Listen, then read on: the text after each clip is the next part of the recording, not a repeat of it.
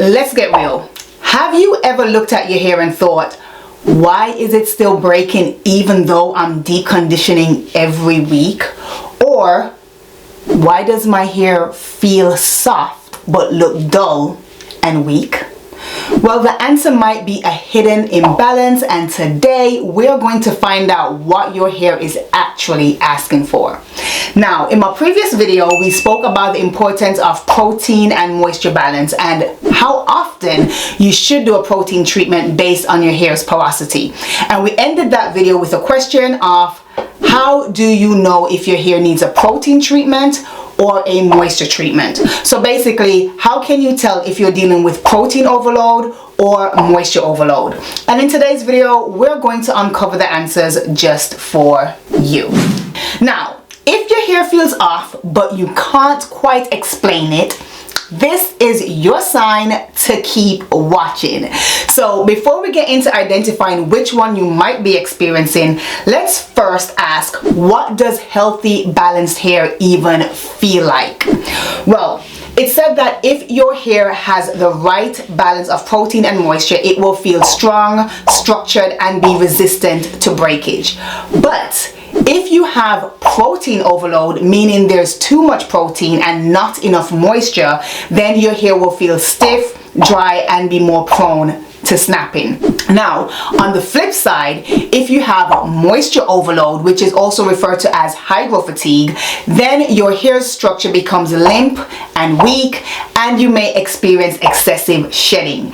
Now, if you want a more in-depth breakdown of those signs, check the cards above or the description bar below, because I've done a whole video dedicated to identifying moisture overload, which is also protein deficiency. Now, with that being said, let's jump into how to deal with moisture overload, since we ended on moisture overload. All right, let me ask you this. Is your hair feeling too soft, too limp, or shedding like crazy? If the answer is yes, then you might be over moisturizing without realizing it.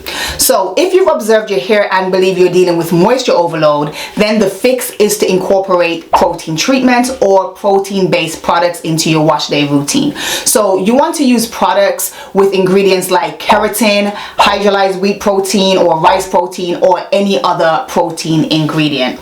And you also want to consistently use these during your wash days. But also, once again, pay attention to how your hair is responding, because while you want to rebuild structure, overdoing protein can lead to protein overload. So if you wash weekly, maybe you want to skip a week in between protein sessions, kind of similar to the routine of someone with damaged high porosity hair as discussed in the previous video.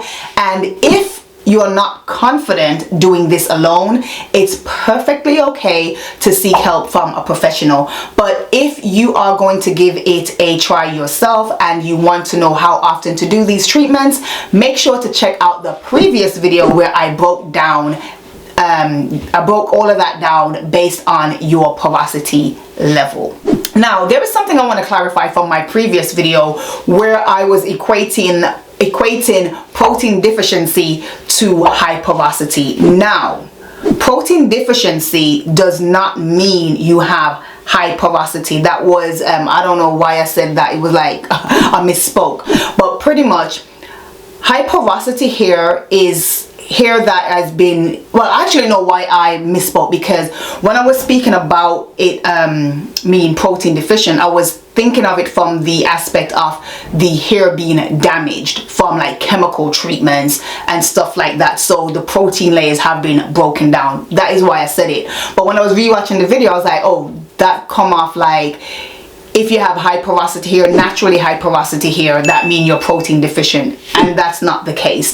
So I just wanted to clarify that protein deficiency is more equated to moisture overload, because there is not enough protein in the hair because there's too much moisture in the hair.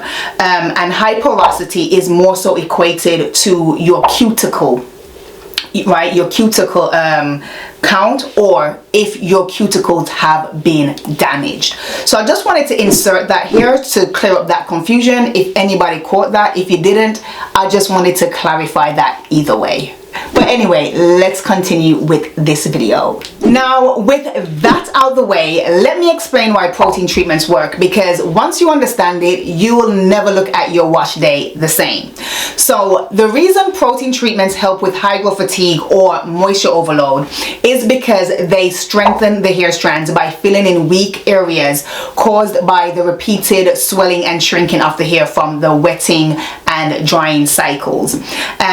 Protein treatments also restores elasticity, as overly hydrated hair can lose its bounce and become quite mushy.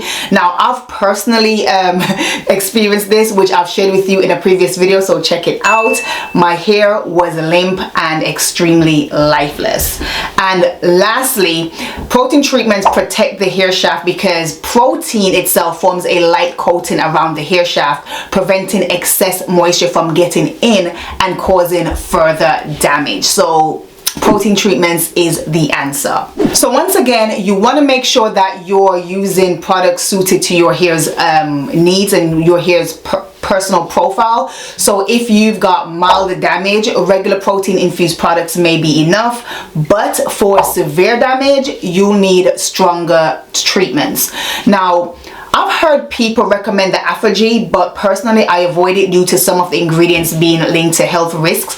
But if that's not a concern for you, feel free to explore that. But as for me, I use the Green Beauty's Real Protein treatment as part of my wash day. And let me say this, protein should always be followed by a moisturizing deep conditioner. That's why I mix mine directly in with my deep conditioner before applying it, because once again, the moisture protein balance is necessary. Now, if you haven't seen my previous video on that, make sure to check it out. However, when it comes to general use, be mindful of the frequency, but you also want to be careful that you're not overdoing it when trying to correct moisture overload, because again, it can lead to protein overload. So as a rule of thumb, I would say for severe moisture overload, a treatment every 2 to 4 weeks may be enough, and less frequently for milder cases. And as always, watch your hair. If it starts to feel dry or stiff after treatment, you may need to reel it back, because your hair could be asking for moisture instead. Because overuse can lead to protein overload, as I mentioned. And once again, you can always go to a professional if you're unsure on what to do. But if you want to give it a go and try it yourself at home, make sure that you are assessing your hair on a regular basis. Nonetheless, some additional steps you can consider when addressing moisture overload or hygral fatigue is reducing the wetting cycles. So you want to avoid unnecessary wash days or wetting your hair without a full moisturizing routine, because if you're wetting your hair but not sealing in that moisture, it will just evaporate, leading to dryness. So instead, after you wet your hair, lock in the hydration with our oils or butters to help retain moisture and prevent any overload. Also, if you use gel daily, you want to avoid doing that, as that can dry out your hair and cause a lot of breakage, as it was in my case. Okay, so now that we've covered moisture overload, let's discuss protein overload. So protein overload usually occurs when the hair has absorbed too much protein without enough moisture to balance it out, just like we discussed in the previous video about the importance of protein moisture balance. Now, this can happen from excessive use of protein-rich products, example protein treatments, keratin-based shampoos or keratin-based conditioners, or just protein-based shampoos and conditioners, or a lack of hydration. So you want to be mindful of the ingredients in the products you are using to avoid ignorantly strengthening your hair too much. Alright, so like I've said earlier, signs of protein overload include stiffness, dryness, and hair that snaps easily. But here are some more key signs to look out for in Afro-textured hair. So you may notice that your hair feels straw-like or overly rough, and or there is an increase in breakage. So the hair snaps easily, especially when manipulated or combed. right? Also, you may notice a loss of elasticity. So when you try to stretch your hair, it breaks instead of bouncing back. So that's showing it lacks moisture, as protein overload is a clear sign of an imbalance, i.e. there is not enough moisture in the hair. Now, another indicator of protein overload is your hair appearing dull and lifeless. So the hair lacks shine and appears lackluster. In addition to that, you will find that your hair tangles easily, and this tends to happen because, once again, there is no moisture in the hair, which makes it less flexible. And this all makes sense because protein overload indicates the hair isn't getting enough moisture, which causes the hair to become dry, brittle, and hard, which also contributes to the loss of elasticity in the hair, which leads to breakage. So if your hair was moisturized after being hydrated, not only does it provide slip, which prevents tangling, but it also allows for flexibility due to improved elasticity in the hair by locking in moisture, which is why having a moisturizing routine is imperative for healthy hair. And this is why I created these products, especially the hair butters. However, another sign of protein overload is reflected in the hair's ability to absorbing moisture. So is it moisture resistant? For example, if you notice your hair remains dry or feels hard despite regular deep conditioning and moisturizing sessions, then that's a clear sign that you are actually dealing with protein overload. Now, if you notice several of these signs, your hair is likely has too much protein and needs a serious moisture boost, and it will take a couple deep conditioning treatments and regular moisturizing sessions to get that moisture protein balance back into your hair strands. So now that we know what to look out for when identifying protein overload, and to counteract it is to introduce hydration and moisture into your routine, here are some additional steps to consider when restoring balance. So the first thing you want to do is clarify the hair to remove excess protein. Now, I know that might sound a bit strange to suggest clarifying the hair to remove protein, but you have to remember that you've probably been using certain products that contains protein, and you are unknowingly depositing protein onto or into your hair strands. So this is why you want to clarify the hair to remove it. So definitely consider using a gentle clarifying shampoo or sulfate-free detox shampoo to remove the excess protein or protein buildup, right? So look for ingredients like apple cider vinegar, aloe vera, bentonite clay, or black soap-based shampoos that cleanse without drying out the hair any further. And avoid protein-rich products. So example, those containing hydrolyzed keratin, silk protein, wheat protein, or collagen. And the next step would be to deep condition with moisture rich products. So switch to moisturizing deep conditioners that focus on hydration rather than protein. So you're looking for ingredients like aloe vera, which hydrates and soothes the scalp. Also look for honey and glycerin, which are humectants that draw moisture into the hair.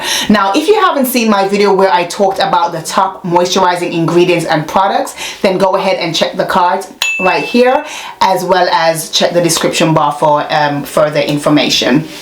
And also, other ingredients to look out for includes shea butter and avocado oil, which are deeply nourishing and seals moisture. And as you know, the main ingredient in the Here We Grow butters is shea butter.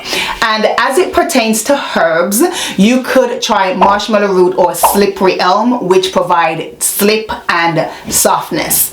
And also, another thing you can do when deep conditioning to help with moisture absorption is consider using steam or heat to ensure maximum penetration, as the steam or heat will allow the cuticles to rise, allowing more moisture to get into the hair much easier. So that is allowing a lot of hydration.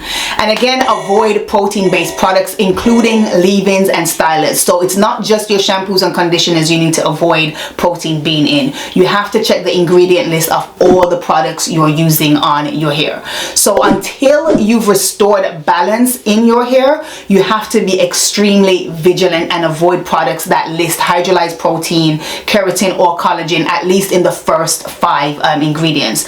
So with that, you want to, instead instead opt for leave-ins that are rich in moisture, like creamy butter-based moisturizers, and hydrate in mist with ingredients like rose water or coconut water. Also, consider incorporating the LOC or LTO method to keep the hair moist, to keep moisture in the hair, which we are going to dive into in the next video. So make sure you are subscribed and have your notifications on, as you won't want to miss that video, as I will be discussing when is the best time to use the LOC method versus the LTO method.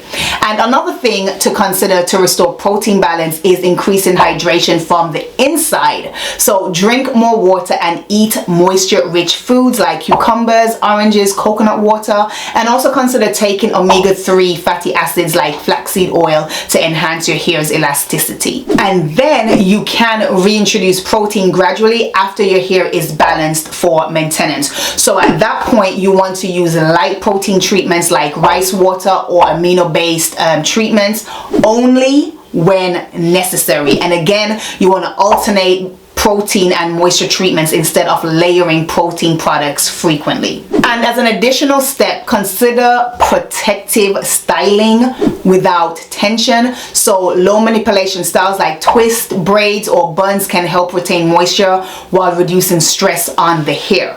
But also avoid tight protective styles, as fragile strands with protein overload can break easily. And not to worry, I have a video lined up discussing various low manipulation protective styles to consider throughout your hair journey, so make sure you stay tuned for that.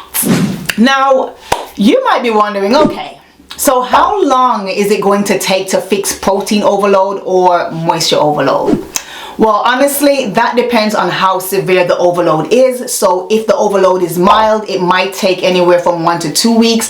But if it's more severe, you want to give yourself anywhere between 4 to 6 weeks or even longer to see full recovery. As once again, that depends on the severity of the overload, whether it's severe moisture overload or severe protein overload. So just to recap, protein treatments can help correct moisture overload and rebuild strength, but they must be balanced with moisture to prevent stiffness and breakage. And if you're dealing with protein overload, your focus needs to shift to hydration, conditioning, and protection until your strands feel restored. And if you want more support on your hair journey, go ahead and grab a free ebook on growth and grab our free ebook on growth and retention strategies, which will be linked in the description bar below. And if this video helped you understand your hair better, please go ahead and give it a thumbs up and share it with someone who needs it, and let me know in the comments which one you think you're dealing with. Are you dealing with protein overload or are you dealing with moisture overload? Let's talk about it.